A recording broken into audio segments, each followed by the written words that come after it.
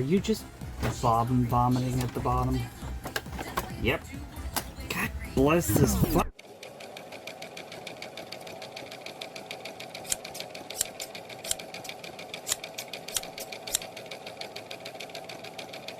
Willkommen, bienvenue, and welcome back to my channel. So, sorry about that little bit of an intro. Kind of just like a little blooper reel.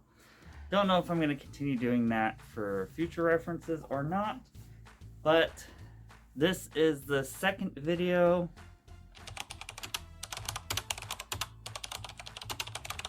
I think it's the second video.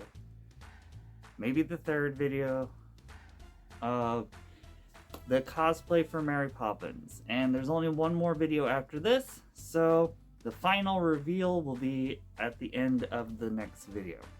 So, if you are interested in how I made the Mary Poppins shirt, go ahead and follow along and watch the video. And I'll be right back. So here is my shirt that I got at the thrift shop, and I'm going to go ahead and change it.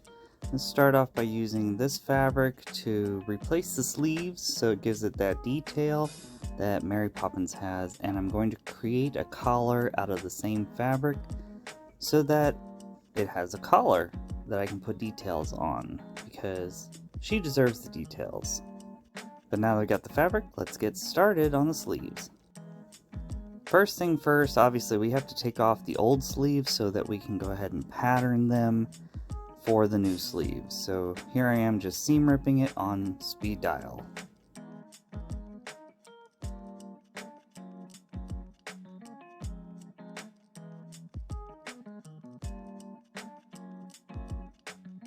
Okay, now we have the shirt deconstructed. We can go ahead and use these pieces for their patterns, but make sure you do it to the other side as well. Here it is completely deconstructed. Now I can go ahead and start on the patterning and the alterations of the shirt, as I'm going to take in some of the side seams to fit me better.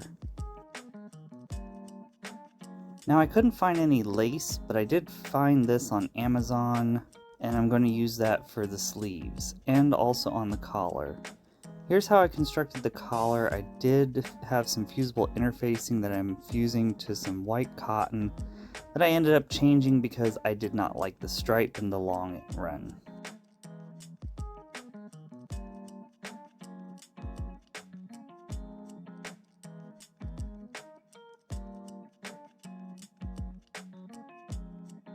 Now most interfacing you don't have to steam both sides, but I like to because it gets rid of the imprint of my ironing board.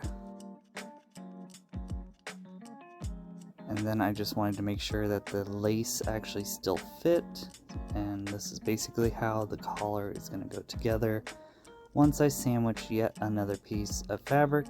But first I have to go ahead and cut said piece of fabric.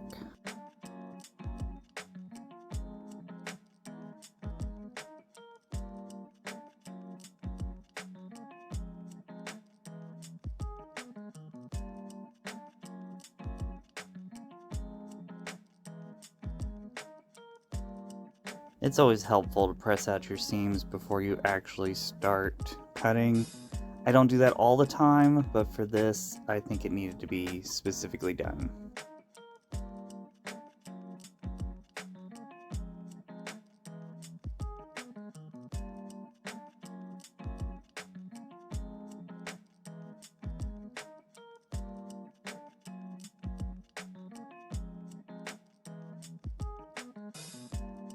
And then I just laid down the first piece and cut another exact piece for the undercollar.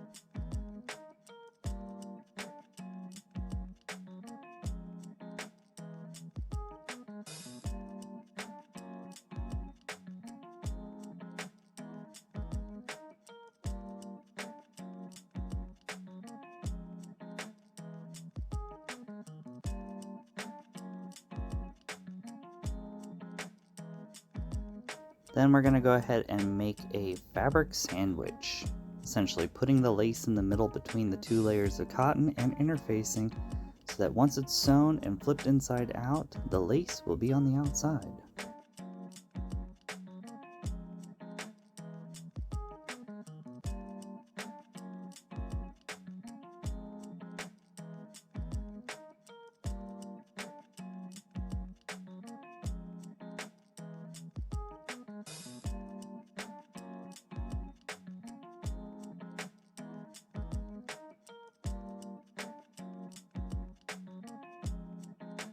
Now when stitching the collar, start from one side, get to the pivot point, then turn, continue all the way down, just leave the base part open so you actually have somewhere to turn and be able to do the top stitch for the under collar in the end.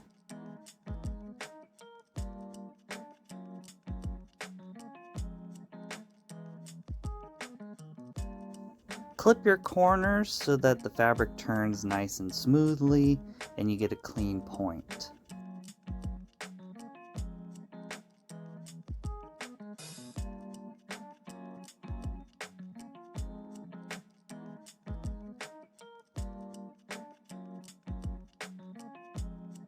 I personally like to use a chopstick to push out my points.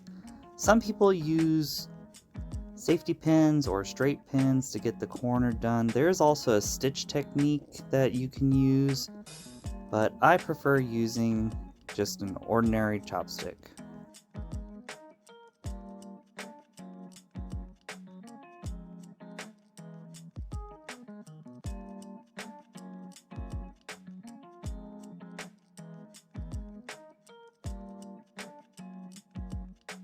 So now along this back seam, I'm going to go ahead and do a top stitch towards the undercollar, not towards the lace, but towards the undercollar. This is going to help in the long run to keep the collar flat and looking nice once you're wearing it.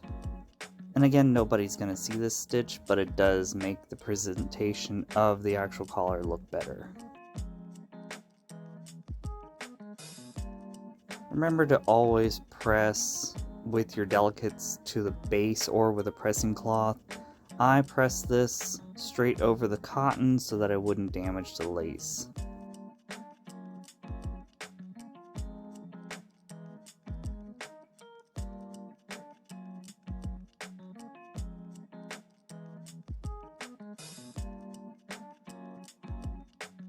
Now, this is where I decided I was going to reclaim the actual shirt plackets from the original shirt and go ahead and stitch them on. This, in the long run, was not the best idea, but it still worked out, so I decided to leave the whole thing in so that you can actually see how I did it. I used the original shirt to basically find out where the placement of this placket is, and then I used a piece of paper because I did not want my sewing machine to eat my fabric. It's been doing that a lot lately, so been having issues, but here I am. I'm just stitching down one side of the placket, then down the other side, so that basically I can just trim right up the middle and open that placket up so I can actually still button and unbutton my sleeves.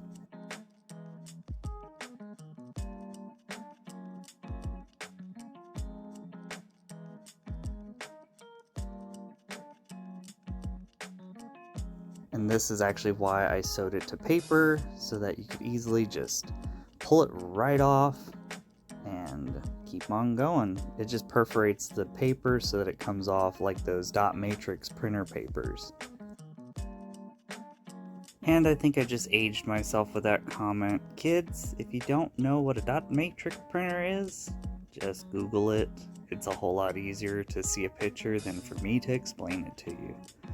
For everybody else who grew up in the 80s and the 90s, you know, you know.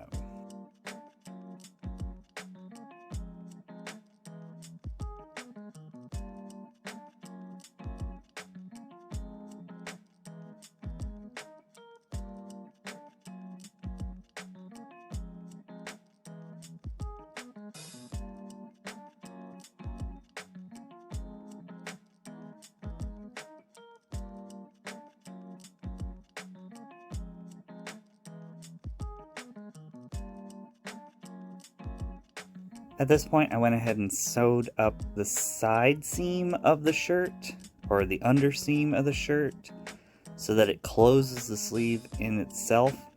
And then I went ahead and attached the actual cuff the same way it was attached to the original shirt. Again, in hindsight, it would have been a whole lot easier just to reconstruct this entire shirt from scratch, from a bed sheet, than it was to actually disassemble a pre-made shirt to reassemble it in this style.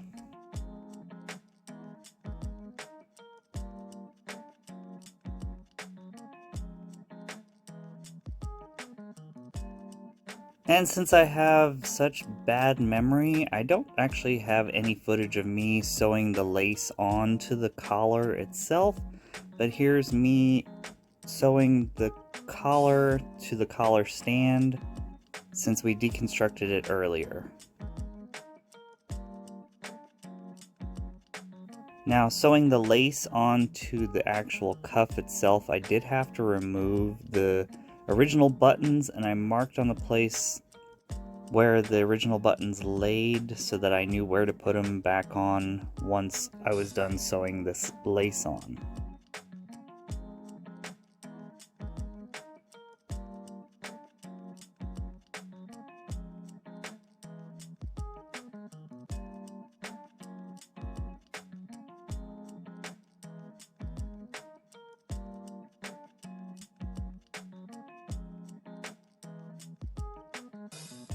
And this is where I wove the ribbon in between the lace so that it would give it that Mary Poppins look. And in doing so, I folded it on itself so that it would basically leave the buttonhole open, and then just flipped it over the back side and stitched it on that way. Then I reattached the two buttons on their original position so that I wouldn't have to change anything up.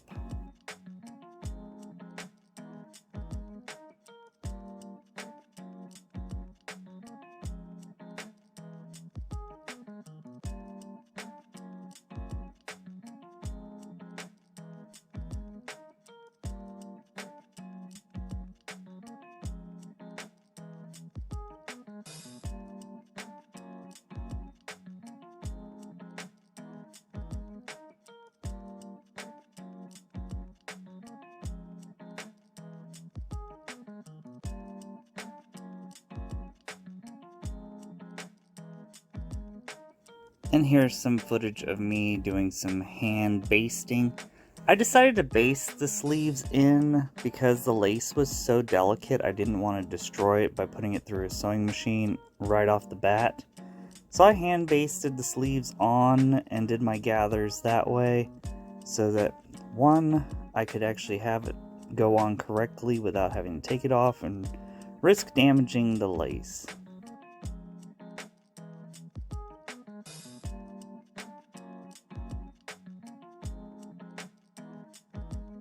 Again, all I did was just baste it. It's a running basting stitch. If you would like for me to demonstrate different stitches, I can do a video on that. But it's basically easier to follow Bernadette Banner. She does a lot more hand stitching than I do. I then took it over to the serger so that I could do a closing loop around the fabric because there wasn't so much of a seam left from the original manufacturer. I just did it this way so it would enclose the lace to the cotton. And then I did a top stitch to basically keep that serged edge back and also give it a little bit more strength as well.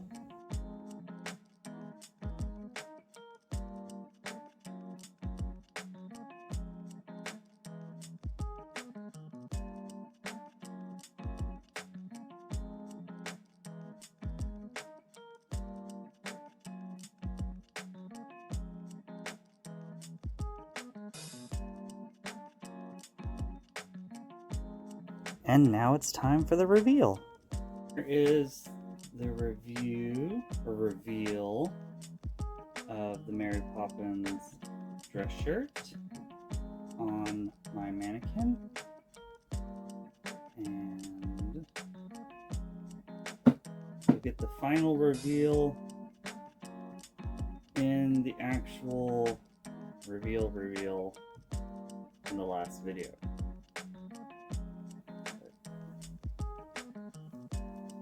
Pocket sleeves, lace details, lace collar. Okay, so recap. I had a lot of difficulty with this one. Don't get me wrong.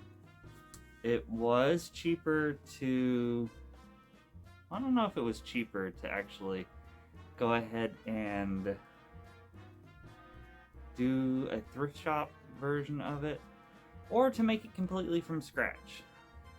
But I feel that I would have had less of a headache if I would have just done everything from scratch to begin with.